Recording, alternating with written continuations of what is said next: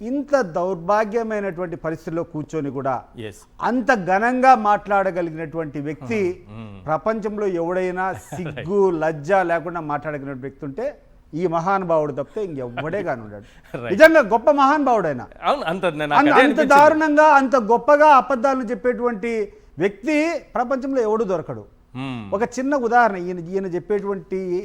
ఈయన చెప్పేటువంటి అబద్ధాలకు ఆ తర్వాత వాస్తవానికి ఎంత విరుద్ధంగా ఉంటుందో ఒకసారి మనం ఒకసారి ఆలోచన చేస్తే, ఇటీవల కాలంలో కొన్ని మీటింగ్లో నేను చూసిన, తమ్ముళ్ళు ఈ దేశంలో జనాభా తగ్గిపోతా ఉంది, అవును, మనం అందరం కూడా జనాభాను ఉత్పత్తి చేయాలా, కరెక్ట్, అందరూ కూడా పిల్లలు కనండి అని చెప్పి చంద్రబాబు నాయుడు గారు మాట్లాడినటువంటి మాటలు మీరు విన్నారా? విన్నా, అందరం వినింటాం. ఈయనకి ఎంతమంది పిల్లలండి? ఒక్కరే, నారా లోకేష్ గారు ఒక్కరే కదా. ఒక్కరే. మరి నారా లోకేష్కి ఎంతమంది పిల్లలండి? ఆయనకు ఒక్కరే. మరి నువ్వు చెప్పేటువంటి నువ్వు ప్రబోధించేదేంది, నువ్వు ప్రచారం చేసేదేంది, నువ్వు పాటించేదేంది, నువ్వు చెప్పేదేంది, నువ్వు ఆచరించేది? మహాత్మా గాంధీనా సార్? నిజంగా వీళ్ళందరూ కూడా సిగ్గుపడాలి. ఈరోజు ఈయనను చూస్తే, ఈయన చెప్పేటువంటి అబద్ధాలు చూస్తే సిగ్గుపడాలా.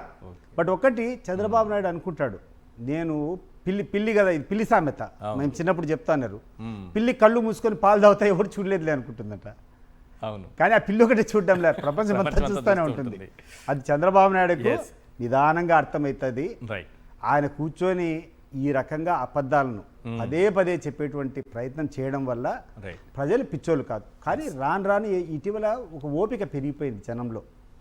సమయంలోనే వీళ్ళకి చెప్పాలా, అనవసరమైన సమయంలో వీళ్ళ గురించి మాట్లాడేటువంటి ఓపిక జనాలకు లేదు. కాబట్టి ఓపికగా పేషెంట్గా ఉన్నారు తప్పితే అవకాశం వచ్చిన మరుసటి నిమిషం వీళ్ళు నామరూపాలు కూడా లేకుండా పోయేటువంటి పరిస్థితులు ఉంటుంది. ఇది 100% ఫ్యాక్ట్. అవకాశం అంటే వచ్చే ఎలక్షన్లు ప్రజలకు అంతకంటే ఏముంటుంది ప్రజాస్వామ్యంలో? ఎంత నిశ్చితగా చెప్తానంటే, పీపీపీ పార్ట్నర్షిప్ కింద గవర్నమెంట్ కాలేజీలు నడుపుతాడా? గవర్నమెంట్ కాలేజీలు శాంక్షన్ చేసుకొని జగన్మోహన్ రెడ్డి 17 కాలేజీలు గ్రామీణ ప్రాంతాల్లో ప్రతి ఒక్క జిల్లా హెడ్ క్వార్టర్స్లో ఉండాలి గవర్నమెంట్ హాస్పిటల్స్ అని చెప్పి, పేద విద్యార్థులకు ఒకవైపు విద్య అందుతుంది, ఒకవైపు పేద పేషెంట్లకన్నిటికీ కూడా కార్పొరేట్ వైద్యం అందుతుంది, సూపర్ స్పెషాలిటీ హాస్పిటల్ ప్రతి ఒక్క జిల్లా కేంద్రంలో వస్తాయని చెప్పి ఆయన తలవంచి గవర్నమెంట్ డబ్బులు పెట్టుకొని దాదాపు కొన్ని వేల కోట్లు ఖర్చు పెట్టిన తర్వాత మిగిలినటువంటి డబ్బులు కూడా ఐ థింక్ వేరే సమ్ బ్యాంక్స్తో, ప్రపంచ బ్యాంక్ దేంతో టైప్ కూడా అయిపోయినాయి. ఈ సమయంలో కూర్చొని అమ్ముకుండేదానికి ఏది కావాలంటే అది. మీరు గమనించినారో లేదో, జగన్మోహన్ రెడ్డి గారు 2,80,000 కోట్ల రూపాయలు దాదాపు డైరెక్ట్ బెనిఫిషరీ ట్రాన్స్ఫర్, బటన్ నొక్కితే జనానికి చేసి అద్భుతంగా స్కూళ్ళు, అద్భుతంగా నాడు నేడు రకంగా ఏ రకంగా స్కూల్స్ అంతా రిఫార్మ్ చేసినాడు, ఏ రకంగా వైద్య విధానాన్ని అంతా మార్పు చేసినాడు, ఏ రకంగా రైతులకన్నిటి రైతు భరోసా కేంద్రాలు, ఆ తర్వాత గ్రామ సచివాలయం ఇన్ని తీసుకొని వస్తే కూడా 3,36,000 కోట్లు, 3,32,000 కోట్లు జగన్మోహన్ రెడ్డి గారి హయాంలో టోటల్గా ఈ రాష్ట్రానికి అయినటువంటి అప్పు బయట నుంచి తీసుకొని వచ్చింది. మరి చంద్రబాబు నాయుడు ముఖ్యమంత్రి అయినప్పటి నుంచి ఈ రోజు వరకు 2,10,000 కోట్లు అని చెప్పి అందరూ అంటున్నారు. బట్ మినిమం 2 లక్షలు అయితే దాటిపోయింది, 2 లక్షల కోట్లు. ఈ 2 లక్షల కోట్లలో ఏం చేస్తాడు చంద్రబాబు నాయుడు? ఒకసారి మీరు చెప్పండి ఈశ్వర్ గారు. ఇప్పటికీ దానికి లెక్క ఏం లేదు. మాట్లాడితే నేను ఒక క్యాపిటల్ డెవలప్ చేస్తానంటాడు, అమరావతి అంటాడు, అది సపరేట్ అప్పు, లేదా అమరావతి అంటాడు. ఆ రోజు ఒక మంచి బిల్డింగు మనకు విశాఖపట్నం దగ్గర ఒక స్టేట్కి ఒక మంచి బిల్డింగ్లు ఉండాలని చెప్పి ఏదో ఒక ఆలోచనతో కొన్ని బిల్డింగ్లు కడితే 450 కోట్లు ఖర్చు పెట్టారని పెద్ద ఎత్తున దుమారం లేపినాడు. ఏదో ప్రభుత్వం అంతా కొల్లబోయింది 450 కోట్లకు. ఒక చిన్న ఆన్సర్ ఇవ్వాలి ఈరోజు చంద్రబాబు నాయుడు కానీ ఈ కుటుంబ ప్రభుత్వం కానీ.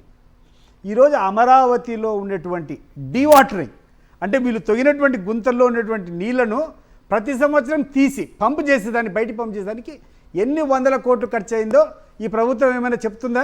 ఋషికొండ భవనాలకు మించి అయిందంటే ఏది ఋషికొండ? 10 ఋషికొండ భవనాలు కావాలి వీళ్ళు పెట్టేటువంటి ఖర్చుకు. ఏది నాట్ ఫర్ డెవలప్మెంట్, నీళ్లు కొట్టడానికి నీళ్ళు అన్నటువంటి ఆ నీళ్ళు ఎప్పుడైతే వర్షాలకు వచ్చినటువంటి ఆ గుంతల్లో నీళ్లు పడినాయో ఆ నీళ్లు డీవాటరింగ్ చేసేదానికి ఎంత వచ్చిందో ఈ ప్రభుత్వం నాయకులకి ఎవరికైనా ధైర్యం ఉంటే చెప్పమని చెప్పండి.